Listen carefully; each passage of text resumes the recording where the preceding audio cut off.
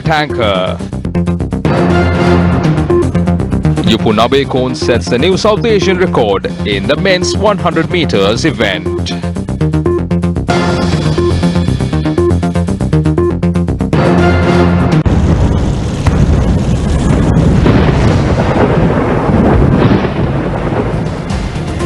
Good afternoon and welcome to Lunchtime News on TV1. You're with me, Shehan Anatunga. Now let's take a look at your top story this afternoon. The Department of Meteorology has issued a red alert warning. It further notes heavy falls above 150 millimeters are expected in many places across the island, with the prevailing rainy conditions in the country is expected to continue further. Showers will occur at times in western, Sabaragamuwa, central and northwestern provinces and in Galle, Mathura and Mana districts. Winds can be fairly strong at times as wind speed can increase up to 50 kilometers per hour at times across the island, particularly in the northern, north central and northwestern provinces and in Trincomalee, Hambantota and Nuwara districts. Meanwhile, the highest rainfall from 8:30 am yesterday to 4:30 am today was recorded in Colombo. The reading at the rain gauge equipment at the Department of Meteorology confirmed it as 121 millimeters. Galle received 122 millimeter rainfall, while at Kandura in Galle received 105 millimeters. Now, the Director General of the Meteorology Department, Atula Karuna Nayaka, expressed the following views.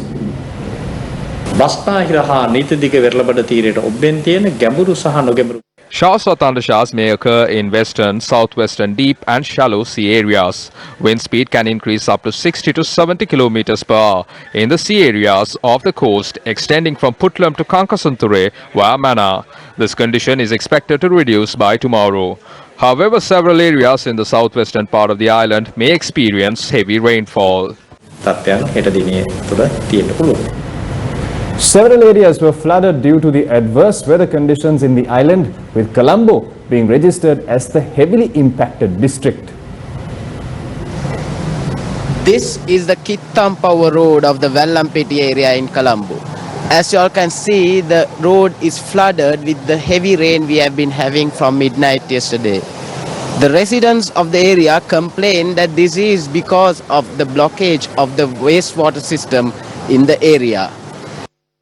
Many low-lying areas in the Colombo districts were inundated due to heavy rains. Our correspondent said Angoda, Gottatuwa, Demetagoda were flooded.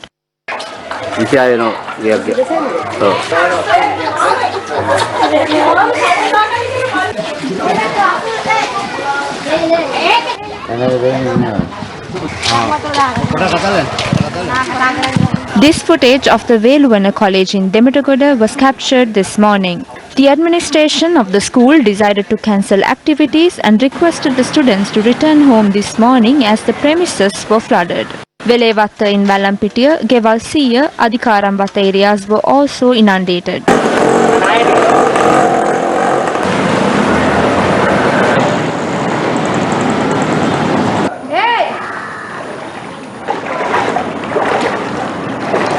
Armour Street in Colombo was also inundated this morning. Several buildings at the University of Colombo were also flooded.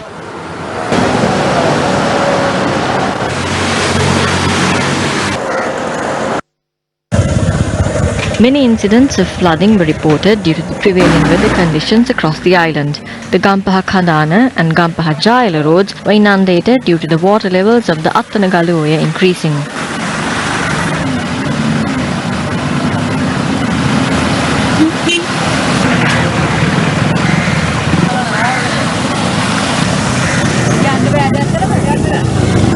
Our cameras captured this footage of the Katana post office, which is flooded due to heavy rains.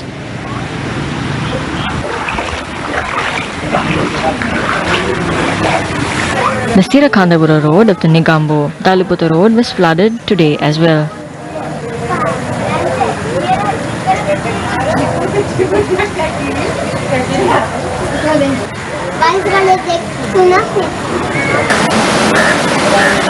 The house near the Kalania Bridge was also impacted due to heavy rains.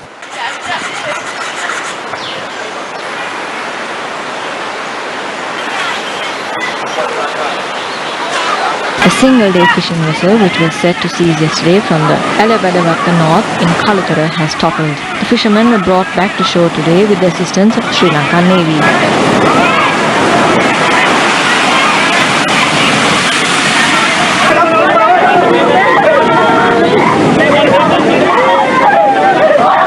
The vehicular movement in Madampe along the Chilau-Kalamu main road was hampered for 2 hours after an uprooted tree had fallen. The situation was brought back to control after the Madampe police and area residents took measures to remove the tree from the vicinity.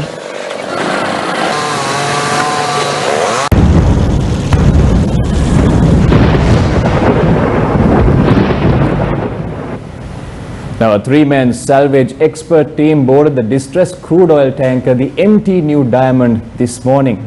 The Sri Lanka Air Force said the situation on board the MT New Diamond oil tanker showed the fire and smoke, which was clearly visible from the air, had subsided.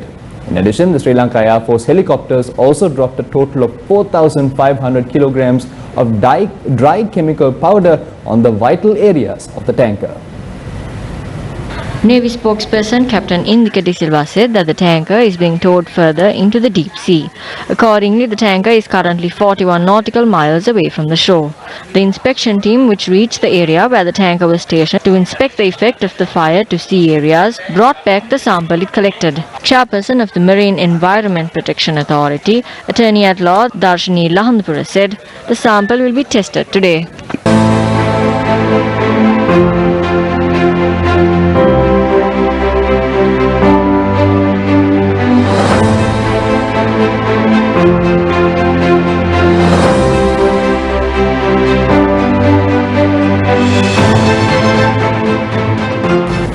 Testifying at the Presidential Commission of Inquiry probing the 21st April 2019 attacks on Tuesday, the leader of the Sri Lanka Muslim Congress, Rauf Hakim, said it was in February 2019 he first received information that the NTJ leader Zahran Hashim was practicing extremist ideologies when Professor Maitri Wickramasinghe, the wife of then Prime Minister Ranil Wickramasinghe, shared a video which was surfacing on the internet where Zahran was preaching extremism.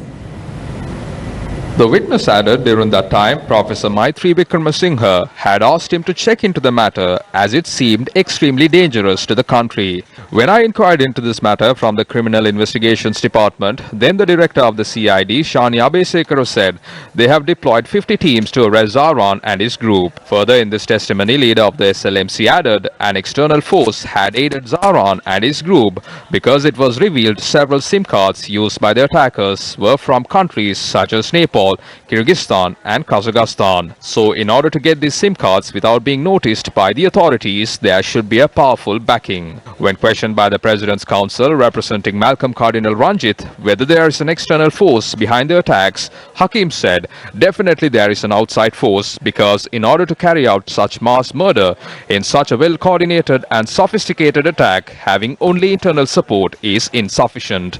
He further added that he cannot accurately point out the particular external force and that it is the duty of the intelligence services to find out.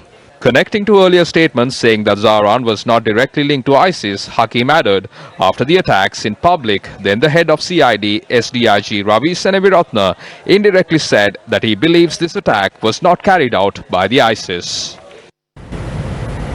Now, the 12th day of the Gum at the Door-to-Door initiative is currently underway.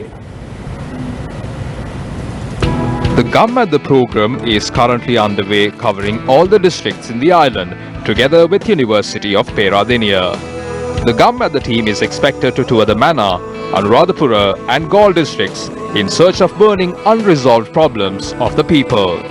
A Gum at the team toured the Janabala village in Akmimana Divisional Secretariat today. The village, which shelters close to 200 families, face issues pertaining to land ownership and inability to access clean drinking water.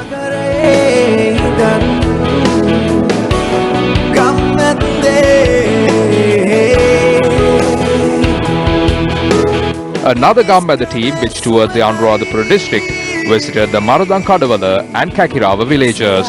The villagers living close to the Kakirava reserve charged that the human-elephant conflict is aggravating in the area. This electric fence, what you see right here in the village of Sembukulia in the Anuradhapura district, is the only electric fence that provides protection to the cultivations running across 50 villages from this point onwards. As you can see, villagers here point out that there is absolutely no electricity in these fences, making this a futile exercise. As a result of this situation, farmers have been forced to abandon their cultivations. The villagers say they are desperate for a solution.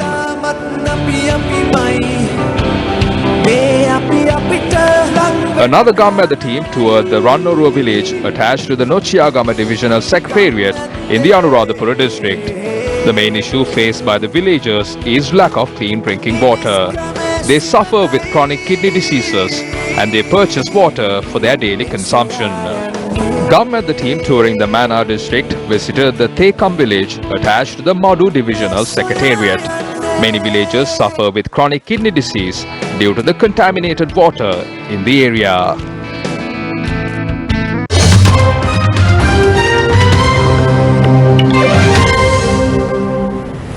The final clinical trials for the coronavirus vaccine developed by AstraZeneca and Oxford University have been put on hold after a participant had an adverse reaction in the United Kingdom. AstraZeneca described it as a routine pause in the case of an unexplained illness. The outcome of vaccine trials is being closely watched around the world. The AstraZeneca Oxford University vaccine is seen as a strong contender among dozens being developed globally. Hopes have been high that the vaccine might be one of the first to come on the market following successful phase 1 and 2 testing. Its move to phase 3 testing in recent weeks has involved some 30,000 participants in the United States as well as in the United Kingdom, Brazil and South Africa. Phase 3 trials in vaccines often involve thousands of participants and can last several years. Now, China and India have accused each other of firing shots on their flashpoint Himalayan border in a further escalation of military tension between the nuclear-armed Asian rivals.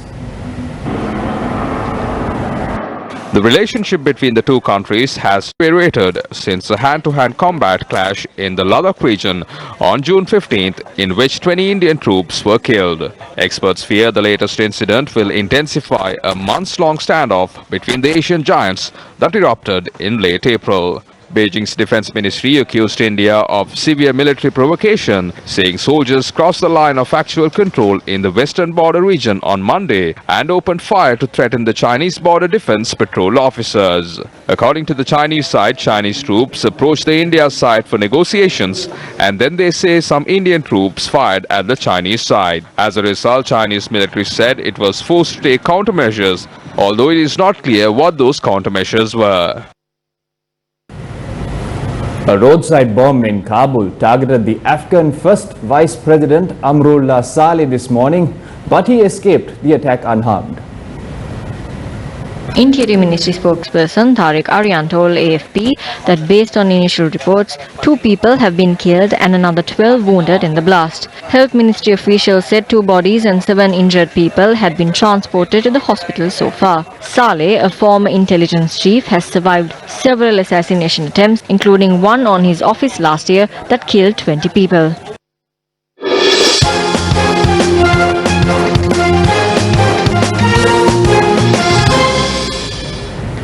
Yupun Nabekun became the fastest South Asian when he triumphed in the men's 100 meters event at the 2020 German Athletics Championships yesterday.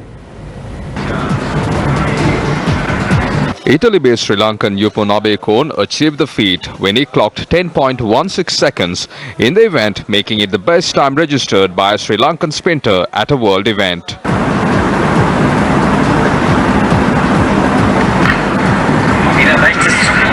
Aber Dennis Albers ist der Erste weg und ist schon vorn.